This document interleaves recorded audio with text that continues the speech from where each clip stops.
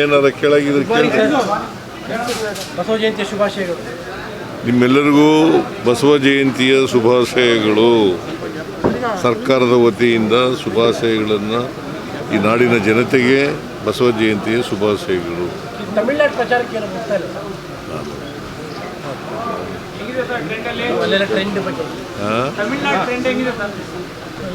ಗೊತ್ತಿಲ್ಲ ನನಗೆ. ಇರೋ ಇನ್ಫಾರ್ಮೇಷನ್ ಪ್ರಕಾರ, ನಾನು ಹೋಗಿಲ್ಲ ಅಲ್ಲಿಗೆ, ಇರೋ ಇನ್ಫಾರ್ಮೇಷನ್ ಪ್ರಕಾರ DMK ಗೆಲ್ತದೆ ಅಂತ. DMK and its alliance. Kerala ಗೆಲ್ತೀವಿ ಸರ್. ಈ 5 ಸ್ಟೇಟಲ್ಲಿ ನಿಮ್ಮ ಗ್ಯಾರಂಟಿನ ಕಾಪಿನ ಭಾಳಷ್ಟು ಮಾಡ್ತಾ ಇದ್ದಾರೆ. ಎಲ್ಲರೂ ಕೂಡ ನೀವೇನು ಗ್ಯಾರಂಟಿ ಮಾಡಿದ್ರೋ ಅವನ್ನ ಎಲ್ಲರೂ ಕೂಡ ಪ್ರಣಾಳಿಕೆ ತೋರಿಸ್ತಾ ಇದ್ದಾರೆ. ಈಗ ಯಾರು ವಿರೋಧ ಮಾಡಿದ್ರು, BJP ಅವರು ವಿರೋಧ ಮಾಡಿದ್ದು. ರಾಜಸ್ಥಾನದಲ್ಲಿ 2023ರಲ್ಲಿ ನರೇಂದ್ರ ಮೋದಿಯವರೇ ವಿರೋಧ ಮಾಡಿದ್ದು. ಇದನ್ನು ರಾಜ್ಯಗಳು ಮಾಡೋಕ್ಕೆ ಬರಲ್ಲ, ಮಾಡಿದ್ರೆ ಆರ್ಥಿಕವಾಗಿ ದಿವಾಳಿ ಆಗಿಬಿಡ್ತವೆ ಅಂಥೇಳಿ ನರೇಂದ್ರ ಮೋದಿಯವರು ಹೇಳಿದರು. ಈಗ ಅವರೇ ಮಾಡ್ತಾ ಇದ್ದಾರೆ. ಈಗ ಮೊನ್ನೆ ಬೆಂಗಳೂರಿಗೆ ಬಂದಾಗ ಒಂದು ಭಾರಿ ಚರ್ಚೆ ಆಯಿತು ಸಾಮಾಜಿಕ ಜಾಲತಾಣದಲ್ಲಿ. ನೀವು ಅವರು ಕ್ಲೀನಲ್ಲಿ ಏನು ಮಾತಾಡಲಿ ಅಂತ ಪಿಸಿ ಅಂತ ಇತ್ತು. ಇದ್ರ ಬಗ್ಗೆ ವುಮೆನ್ಸ್ ರಿಸರ್ವೇಷನ್ ಬಗ್ಗೆ ಮಾತಾಡಿದ್ರು. ನಿಮ್ಮ ನಿಲುವೇನು ಅಂತ ಕೇಳಿದ್ರು. ನಾವು ವುಮೆನ್ ರಿಸರ್ವೇಷನ್ ಪರ ಇದ್ದೀವಿ ಅಂತ ಹೇಳಿದೆ. ಈಗ ಡಿಲಿಮಿಟೇಷನ್ ಹೊಸ ಸೆನ್ಸಸ್ ಪ್ರಕಾರ ಆಗಬೇಕು, ಇಲ್ಲ ಹಳೆ ಸೆನ್ಸಸ್ ಪ್ರಕಾರನೇ ಆಗಬೇಕು? ನನ್ನ ಪ್ರಕಾರ ಡಿಲಿಮಿಟೇಷನ್ ಮಾಡಬೇಕಾದ್ರೆ ಹೊಸ ಸೆನ್ಸಸ್ ಆದಮೇಲೆ ಮಾಡೋದು ಒಳ್ಳೆಯದು. ಒಳ್ಳೇದು. ಯಾಕಂತಂದರೆ ಅದಕ್ಕೋಸ್ಕರನೇ ವಿರೋಧ ಮಾಡಿದ್ದು ನಾವು. ಡಿಲಿಮಿಟೇಷನ್ ವಿರೋಧ ಮಾಡಿರೋದು. ವುಮೆನ್ ರಿಸರ್ವೇಷನ್ ವಿರೋಧ ಮಾಡಿಲ್ಲ. ವುಮೆನ್ ರಿಸರ್ವೇಷನ್ನ ವಿರೋಧ ಮಾಡಿಲ್ಲ. ಯಾಕಂತಂದರೆ ನಾವು ಆಲ್ ಅಲಾಂಗ್ ವುಮೆನ್ ರಿಸರ್ವೇಷನ್ ಪರ ಇರೋರು. ಈಗ 73-74 ತಿದ್ದುಪಡಿ ತಂದವರು ಯಾರು? ರಾಜೀವ್ ಗಾಂಧಿ. ಮತ್ತು ಕಾಂಗ್ರೆಸ್ ಪಾರ್ಟಿ ಅಲ್ವಾ 73-74. ಲೋಕಲ್ ಬಾಡೀಸ್, ಜಿಲ್ಲಾ ಪಂಚಾಯಿತಿ ಮತ್ತು ಸ್ಥಳೀಯ ಸಂಸ್ಥೆಗಳು ಇದ್ದಾವಲ್ಲ, ಮುನ್ಸಿಪಾಲ್ಟಿಗಳು, ನಗರ ಪಾಲಿಕೆಗಳು, ಅವರಲ್ಲಿ 50% ರಿಸರ್ವೇಷನ್ ತಂದಿರೋರು ಯಾರು? ಮಹಿಳೆಯರಿಗೆ. Congress party only. ನಾವ್ಯಾಕೆ ವಿರೋಧ ಮಾಡ್ತೀವಿ? ಅವರು ರಾಜಕೀಯ ಮಾಡ್ತಾ ಇದ್ದಾರೆ. ನರೇಂದ್ರ ಮೋದಿಯವರು ರಾಜಕೀಯ ಮಾಡಿ ಈಗ 23ರಲ್ಲೇ ಪಾಸಾಯ್ತು. ಪಾಸಾಯ್ತಲ್ವ? ಆಗಲೇ ಜಾರಿ ಕೊಟ್ಬಿಡೋರು.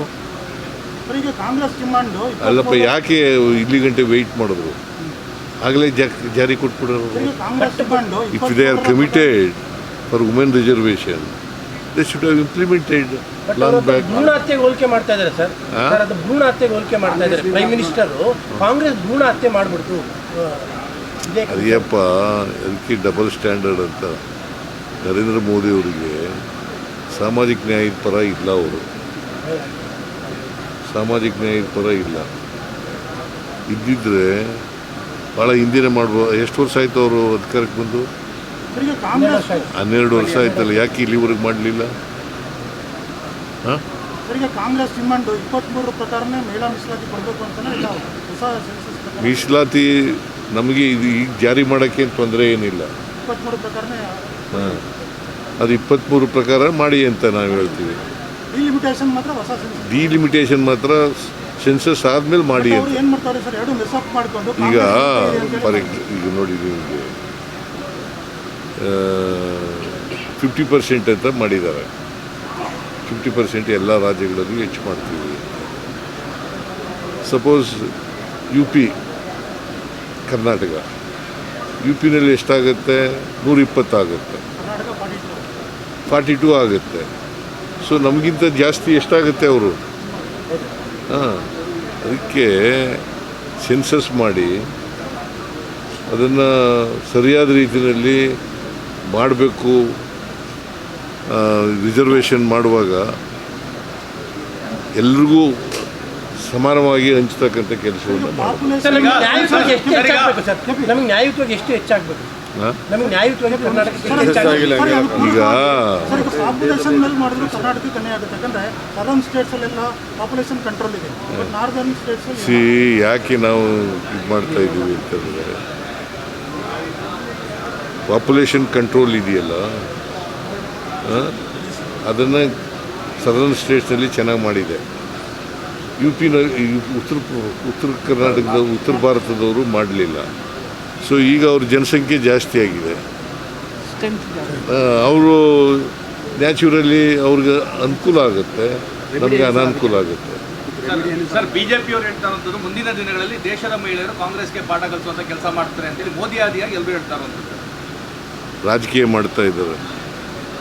ಮೋದಿಯವರು ರಾಜಕೀಯ ಮಾಡ್ತಾ ಇದ್ದಾರೆ. ಅವ್ರಿಗೆ ಈಗ 23ರಲ್ಲಿ ಪಾಸ್ ಆಯ್ತಲ್ಲ, ಆಗಲೇ ತಂದಿದ್ರು ಯಾರು ವಿರೋಧ ಮಾಡ್ತಿದ್ರು ವುಮೆನ್ ರಿಸರ್ವೇಷನ್ನ. ಇದನ್ನು ವುಮೆನ್ ರಿಸರ್ವೇಷನ್ನು ಮತ್ತು ಡಿಲಿಮಿಟೇಷನ್ ಒಟ್ಟಿಗೆ ಯಾಕೆ ತಗೊಬಂದರು? ಕಾನ್ಸ್ಟಿಟ್ಯೂಷನ್ ತಿದ್ದುಪಡಿ ಯಾಕೆ ಮಾಡೋದಕ್ಕೆ ಹೋದರು? ನೋಯಿಂಗ್ ಫುಲ್ಲಿ ವೆಲ್ ಅವ್ರಿಗೆ ಬೇಕಾಗಿಲ್ವ 2/3 ಇಲ್ಲ ಅಂತ ಅವ್ರಿಗೆ ಗೊತ್ತಿದ್ದು ಕೂಡ ಯಾಕೆ ಮಾಡಿದ್ರು? ಮಹಿಳಾ ಮೀಸಲಾತಿ ಅವ್ರಿಗೆ ಬೇಕಾಗಿಲ್ವ ಅಂತ. ಯಾರಿಗೆ? ಬಿಜೆಪಿ ಸಾಮಾಜಿಕ ನ್ಯಾಯಕ್ಕೆ ವಿರುದ್ಧ ಅವರು. ಸರ್ ಈಗ ಸರ್ ಯಾರೀಸ್ ಅವ್ರ ಮನೆ ಮೇಲೆ ರೈಡ್ ಆಗಿದೆ. ಯಾರೀಸ್ ಅವ್ರ ಮನೆ ಮೇಲೆ ರೈಡ್ ಆಗಿದೆ. ಯಾರೀಸ್ ಅವ್ರ ಮನೆ ಮೇಲೆ ಗೊತ್ತಿಲ್ಲ ನನಗೆ. ಜಮೀರ್ ಅಹಮದ್ ಅವ್ರನ್ನ